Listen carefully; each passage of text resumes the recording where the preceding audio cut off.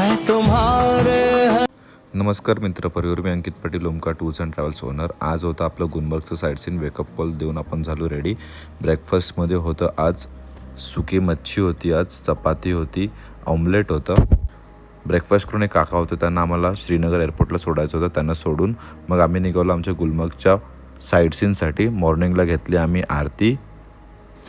काश्मीर बोललं की स्वर्ग का बोललं जातं हे तुम्ही व्हिडिओमध्ये बघू शकता. गुलमर्गला पोचल्यानंतर आम्हाला घ्यावं लागलं त्यांचे एक जॅकेट आणि शूज, कारण की आपले शूज आणि जॅकेट बर्फामध्ये चालणार नाही.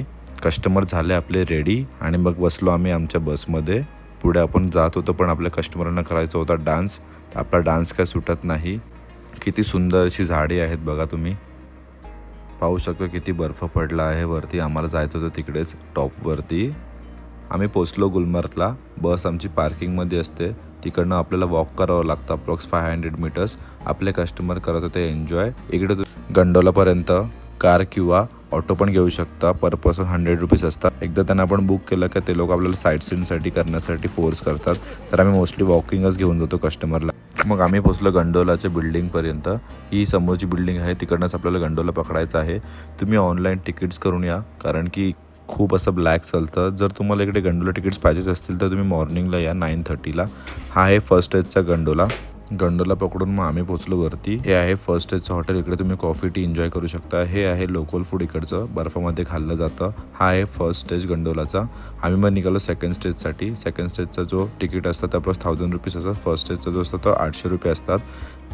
आम्ही निघालो सेकंड स्टेजसाठी. सेकंड स्टेज बोललं म्हणजे खूप अविस्मरणीय नजारा होता वरती. खूप असा बर्फ होता, खूप असं बर्फांचं डोंगर होते वरती.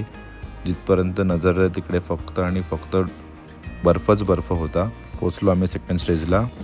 तर नमस्कार मित्र परिवार, आम्ही गुलमर्गमध्ये सेकंड स्टेजवर आलेलो आहोत. ढग पूर्ण खाली आहेत बघू शकता, आणि हा आहे पूर्ण स्नो. किती सुंदर वाटते बघा. हे आपले गेस्ट एन्जॉय करतायत. सेकंड स्टेजवर सुद्धा रील्स अवेलेबल आहेत बनवण्यासाठी. आम्ही सुद्धा केले रील्स. आपण घेतली मॅगी, पण थंडी इतकी होती की हातामध्ये पण आपल्या मॅगी मावत नव्हती. करत होतं एन्जॉय मॅगीचं. पण बघू शकता किती सुंदर व्ह्यू आहे. ज्या कोणाला काश्मीर ट्रिप करायचं असेल तर मार्च हा परफेक्ट सीझन आहे जर तुम्हाला बर्फ बघायचा असेल. आम्ही निघालो खाली, कारण की ऑक्सिजन लेवल इकडे कमी असतं. खाली आल्यानंतर मग आम्ही वॉकिंग न जाता आम्ही सुद्धा केली गाडी बुक. बसलो आम्ही गाडीमध्ये आणि गेलो आमच्या बस पार्किंगसाठी. आम्हाला पर पर्सन कॉस्ट आली 50 रुपीज. ही होती आजची चिकन बिर्याणी. शुभमभाईंनी स्टॉल लावला होता आपल्या. कुठेही गेलं तरी आपली शॉपिंग थांबली नाही पाहिजे. आपले गेस्ट करत होते शॉपिंग. या ताईंनी खूपच शॉपिंग केली होती. शॉपिंग झाल्यानंतर आम्ही निघालो श्रीनगरच्या परतीच्या प्रवासासाठी. पण मध्ये आम्हाला लागली शॉल फॅक्टरी. तिकडे सुद्धा शॉपिंगचं कोणाचंच म्हणणं नव्हतं, पण गाडी थांबली की आपण उतरलेच पाहिजेत. इकडे सुद्धा तुम्हाला व्हरायटीज आहेत ड्रेस पीसचे. हे आहे कार्पेट सेशन यांचं. ते झाल्यानंतर आम्ही निघालो बस घेऊन आपली श्रीनगरसाठी. पोचलो आपल्या हॉटेलवरती. थोडंफार केला आपण रेस्ट. आज होता चिकन सूप मेन्यूमध्ये. आपल्या स्टाफने आज केले होते पोले रेडी.